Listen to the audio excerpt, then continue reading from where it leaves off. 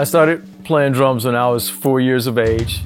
And my father, who was a band director, public school band director, he had a set of bongos that were at the house, but he wanted me to play saxophone. So he gave me a little miniature sax first and, tried to shove that in my mouth. I was like, ugh, no.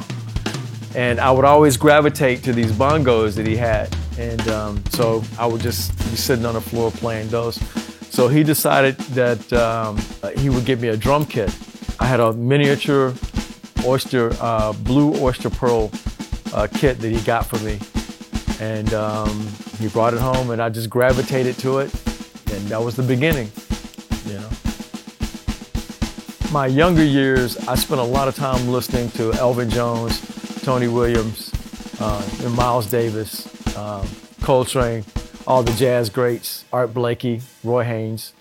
And so that was the beginning of my musical foundation. Basically was built on that jazz foundation. And so I was playing a variety of stuff with my dad. Great. I was learning a lot of standards and doing gigs with him when I was 7, 8, 9 years old. So I've been playing in clubs for a long time. And then that just kind of continued to grow. And while I was matriculating at Georgia State and doing all the educational pieces there, I was playing 7 nights a week at a jazz club called Walter Mitty's. And I also had my own little funk band on the side, and we were doing music for different functions and different parties. So I was busy. I was playing drums every day and learning and studying music every day. Because Yamaha drums are the absolute best. I love the consistency of the product. I love the fact that when I sit behind a Yamaha kit, they have a special feel to me. They feel comfortable to play. It baffles me how the craftsmanship can just continue to just evolve and to get better year after year after year after year. I do quite a bit of touring and I do quite a bit of clinics around the world. And sometimes when I'm touring with acts who don't have the budget to carry the gear, I have to do backline gear. And when I do backline gear and request a Yamaha kit, it feels really close to my kit, my own personal kits. So I love the fact that they are consistent. The hardware is very, very versatile. I can pretty much get everything exactly where I want it. And then the durability and reliability of the product is unsurpassed. High quality.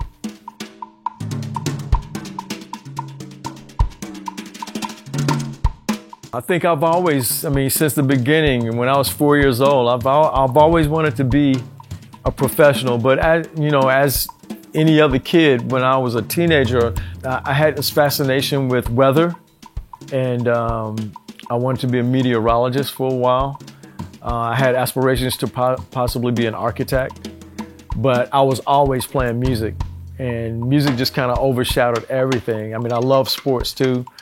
And played Little League baseball, Little League football when I was growing up, but nothing ever took the place of playing drums. And then the more I started getting into like recordings and listening to the guys, through the 70s, the fusion era was prominent. Lenny White, Steve Gadd, who's a good friend, Billy Cobham, who's a friend.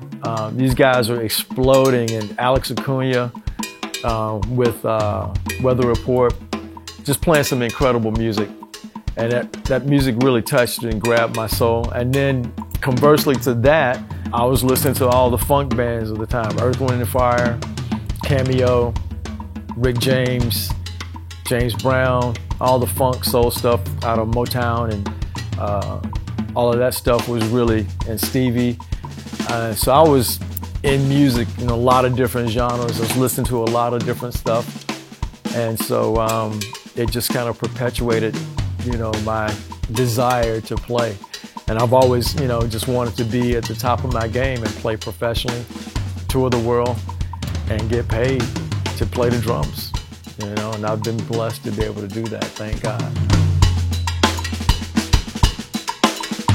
The biggest obstacle for me was getting over the fear of whether or not I was going to be able to compete on a high level with the players who were doing it in Los Angeles, in New York, on a national and international level. So I had to get mentally prepared for that. And I think that was probably the most challenging part of my career, was to just know that I could compete. I really can. I'm ready to compete. And I have my mom and dad to thank for that. Because my dad has always told me, I'm preparing you to be able to go and to compete on that level. And he did. I mean, you know, it's like I started reading music at an early age and just really kind of studying it. But I've always been in love with it.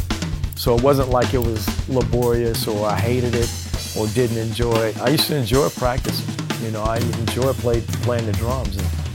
And then I discovered how important it was for me to listen, you know, and to glean all I can glean from just listening and learning. I used to go to shows whenever I wasn't playing a gig and there was a show in town. I'd try to sneak into like whatever venue I could get into and hear the guys playing. So I've always wanted to do it on a national and international level.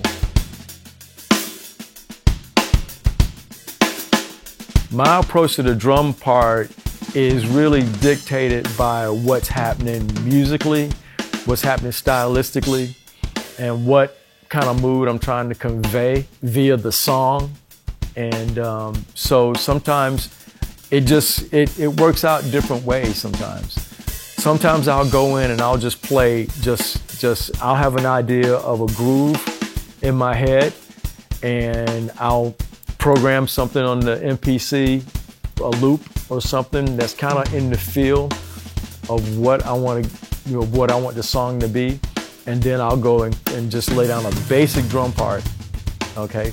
But then as those parts start to come to me, like the bass line or whatever, I may go back in and go, okay, well, maybe I need to change the kick drum right here to fit this, you know? So I'll go back in. Once I have the bass in and this percussion loop, then I start constructing it from the ground up again with the real drum part, and then I can start putting on final parts, you know? So every song has a different approach. It just depends on what it is.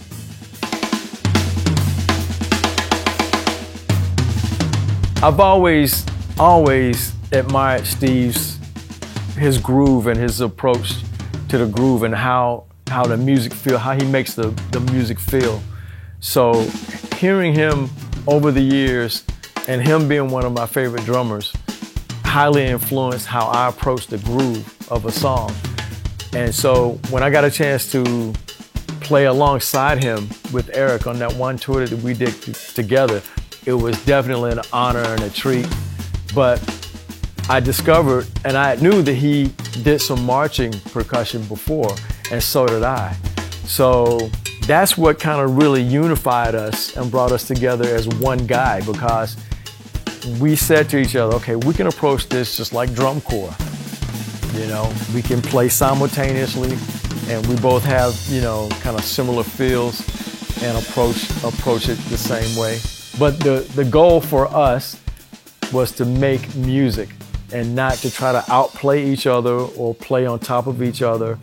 We were trying to make one sound, trying to take two drum kits and make one sound. And I think we did a pretty good job.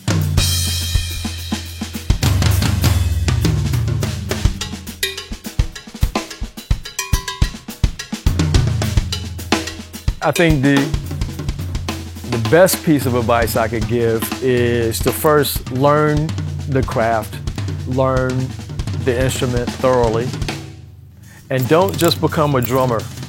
Your goal should be to become a musician who plays drums, not the other way around. Not a drummer who's trying to be a musician. You need to be a musician who plays drums, because that's going to influence how you use all of this information that you learn, okay? You go and you learn. Anybody can learn a bunch of information, bunch of licks, bunch of grooves and licks and all this stuff. But then if you put that person in a musical situation and they can't take those tools and make music, then they're gonna be useless. So making music a priority for you. You know, this is your instrument and your vocabulary, those are the tools. But you need to listen and make sure that you learn how to make music with those tools, you know. And like I was saying before, you have to adjust to the paradigm of what's happening now with the music industry. If it's your desire to tour the world and to play professionally, then make sure that you pay attention to not just the playing aspect of it, but if you aspire to basically work with people, you have to be a nice person. You have to be somebody that people want to be around. You have to be pleasant, you know, and you have to be professional. So being on time is important. Being prepared, knowing the music, you know, before you walk into a gig, not learning the music on the gig, but prior to it, you know, so that you're prepared when you walk in. All of these things make a difference in how professionals view you, you know. And then lastly, be mindful of the fact that your reputation is going to precede you. So if you've been known to be late or not have the right gear or not learn the material, that is going to precede you. And so that's going to go before you. So if there's somebody down the line that's looking at hiring you, they're going to hear about these things as opposed to the positive things about you. So make sure you do the things that will have your reputation speak well of you.